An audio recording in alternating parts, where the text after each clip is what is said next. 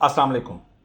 आज 574 point plus market बंद हुई है और अगर वॉल्यूम को देखा जाए तो वॉल्यूम बहुत हौसला अफजा आज रहे हैं। 258 मिलियन का वॉल्यूम रहा है और 5 डेज़ का जो एवरेज वॉल्यूम है वो 239 है। तो मार्केट आज फिर मोमेंटम में आ गई ये लगता है। और उसके बाद हम देखते हैं जी टॉप कंट्रीब्यूटर्स को हम देख लेते हैं। यूबीएल टॉप कंट्रीब्यूटर्स में है और आज ये A+ में भी आया है और अलर्ट कैंडल भी इसकी आज ही बनी है। मारी गैस, सिस्टम, अटक रिफाइनरी, PSO, ये 5 टॉप 5 थे जी टॉप कंट्रीब्यूटर जिन्होंने KSE 100 इंडेक्स में पॉजिटिव कंट्रीब्यूट किया है। और जिन्होंने नेगेटिव कंट्रीब्यूट किया है उसमें एंग्रो H तीसरा दिन आज गिर रहा है ये, OGDC, फौजी फर्टिलाइज़र, PPL और MTL और ई फर्टिलाइज़र। तो ये 5-6 कंपनीज हैं जिन्होंने नेगेटिव किया है कंट्रीब्यूट। अब हम सीधा चलते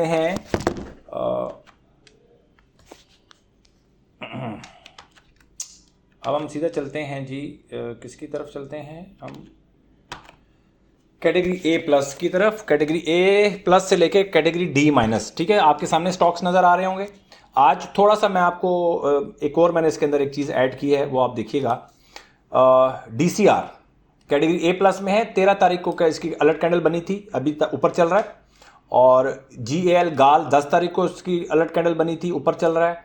MFFL 13 तारीख को इसकी बनी थी, अलर्ट कैंडल बनी थी, आज इसने भी अच्छी परफॉर्मेंस दी है। UBL ने आज अलर्ट कैंडल बनाई है, इसको आप देखिएगा। UBL ने आज अलर्ट कैंडल बनाई है। ISL ने आज अलर्ट कैंडल बनाई है। PSX ने आज अलर्ट कैंडल बनाई है और एबट लेबोरेटरी ने तकरीबन अलर्ट कैंडल बनाई है। कोई 0.5 का फर्क था, थोड़ा सा नीचे 60 से मैंने लिख दिया आज एबट को भी। कल मैं इसमें ले लूँगा पोजीशन अगर आती है तो, ठीक है। मैं सिस्टमेटिक लेता हूँ तो वो मेरी सिस्टमेटिक में आ जाएगी पोजीशन। मरी ब्रूअरी 30/12/2024 14 दिन हो गए जी ये इसकी पोजीशन आई हुई है, अलर्ट कैंडल बनी हुई है, उसके बाद ऊपर चल रहा है। तो अंदाज़ा लगा लें कि मरी ब्रूअरी में कितना प्रॉफिट हो रहा होगा।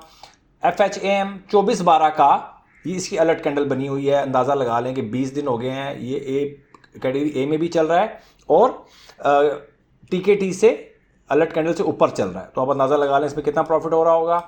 पाइल 10/1/2025 इसमें इसकी अलर्ट कैंडल बनी थी, तकरीबन वहीं पे चल रहा है। और MTL कल अलर्ट कैंडल बनी थी लेकिन आज N लिखा हुआ है साथ, इसके साथ मैंने ये अलर्ट, आज इसका हाई क्रॉस नहीं हुआ तो अलर्ट कैंडल तो बनी बट बाइंग ट्रिगर नहीं हुई। और बाइंग ट्रिगर नहीं होने की वजह से इसको मैंने रखा हुआ है, 1-2 दिन हम इसको जिंदा रखेंगे इस कैंडल को। अटक रिफाइनरी करीब है अलर्ट कैंडल बनने के। CPHL अलग करीब है। HTL करीब है। FABL, मारी, जो स्टॉक्स कैटेगरी A में है और अलर्ट कैंडल नहीं बनी वो करीब ही है। कल अगर मार्केट अच्छी होती है तो उनकी सबकी अलर्ट कैंडल बन जाएगी, ठीक है। PSO, स्वी साउथ, PRL, टैली, ASTL, AGP, synergy, DGKC, GATM, Mughal, Netsol, इन तमाम स्टॉक्स के कैटेगरी A में जो हैं, जो जितने के भी आप जाकर चार्ट देखेंगे सेम इनका पैटर्न बन रहा है, सेम पैटर्न है, ठीक है जी। यानी कि बिल्कुल इनका मोमेंटम बिल्कुल सेम चल रहा है। और ये है जी, अल्लाह भला करे हमारे सिस्टम्स का, जो हमें इतनी अच्छी स्क्रीनिंग करके दे देते हैं कि तमाम स्टॉक्स जो हैं वो एक साइड पे कर देते हैं बिल्कुल। अच्छा जी, कैटेगरी B है उसके बाद, और ये कैटेगरी B है हमारे पास, ये कैटेगरी C है और ये कैटेगरी D कैटेगरी में देखें स्टॉक्स कम हो गए और कैटेगरी D- में IBFL और थल रह गए। ये थी जी सिचुएशन और हमारी कैटेगरीज की। इसके बाद हम थोड़े से स्टॉक्स को डिस्कस कर लेते हैं। अच्छा जी, इसके बाद अभी हम स्टॉक्स को डिस्कस, अच्छा KSE 100 इंडेक्स को हम डिस्कस करते हैं। तो आज कोई ख़ास पैनिक रहा नहीं मार्केट में, थोड़ी सी मार्केट गिरी 400-500-600 पॉइंट, उसके बाद वो रिकवर करती चली गई और आखिर में थोड़ा सा मार्केट साइड वेज होकर बंद हुई है। तो कोई ख़ास मार्केट में कुछ है नहीं बताने के वाले से, लेकिन पैनिक दूर हो गया, जो मार्केट के अंदर पैनिक था ना वो पैनिक ख़त्म हो गया। अच्छा, अटक रिफाइनरी की बात करें तो अटक रिफाइनरी ने 45 की मूविंग एवरेज के ऊपर बड़ा क्लियर इसने सपोर्ट ले लिया है। कल हो सकता है इसकी अलर्ट कैंडल बन जाए, ठीक है जी। अटक रिफाइनरी को देख लें, मैं बार बार कहता हूँ कि 45 की मूविंग एवरेज बहुत स्ट्रांग होती है सपोर्ट के लिए। तो यहाँ पर देखें ये सपोर्ट बन गई है और आज इसकी कंफर्मेशन भी आ गई है। जो लोग सपोर्ट पे बिलीव करते हैं वो आज के हाई के ऊपर बाय कर सकते हैं अटक रिफाइनरी को। ठीक है, मैं अगर एक और कैंडल का इंतज़ार करूँगा कि मैं थोड़ा सा TKT के साथ ही चलता हूँ। इसके बाद है जी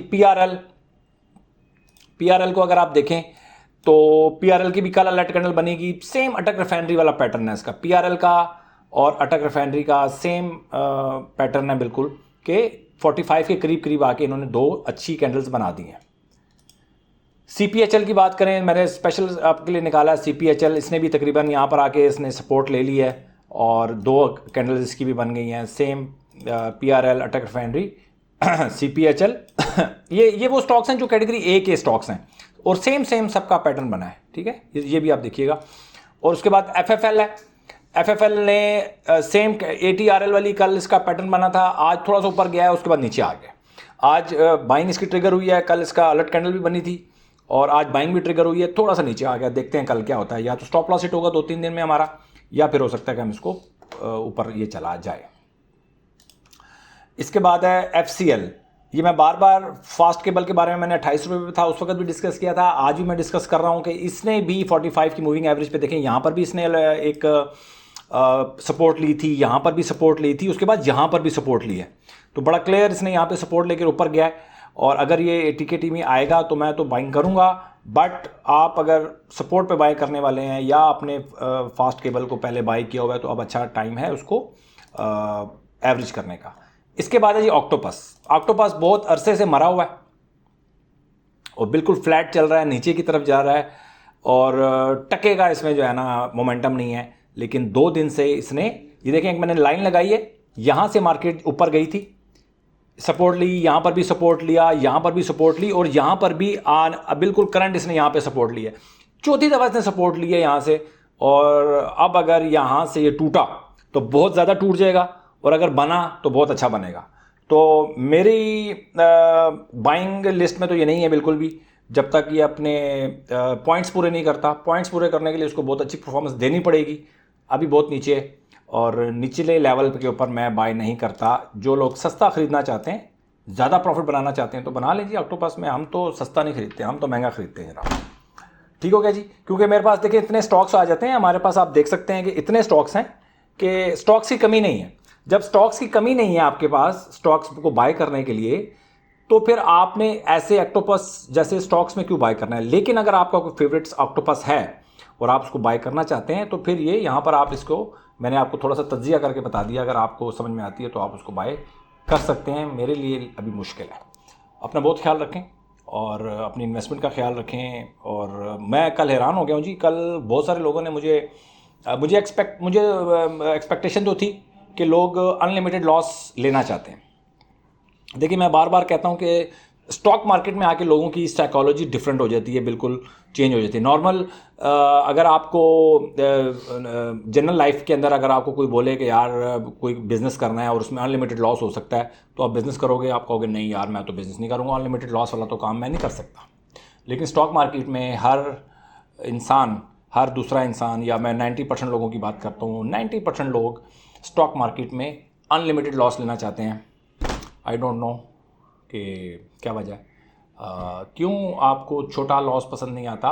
लेकिन फिर भी मैं आपको अनलिमिटेड, मैंने देखे अनलिमिटेड लॉस, ये जो एक टर्म है ये मैंने खुद से अखज़ की है। और अनलिमिटेड लॉस कहने का मतलब ही यही है कि आपको बावर करा सकूँगी ये अनलिमिटेड लॉस है। विदाउट स्टॉप लॉस का मतलब होता है अनलिमिटेड लॉस। ठीक है, इसकी थोड़ी सी हसासियत, इसकी सेंसिटिव जितना भी है ये लफ्ज़, इसको भी आप हमेशा ध्यान में रखिएगा और अपना बहुत ख्याल रखें। Thank you very much.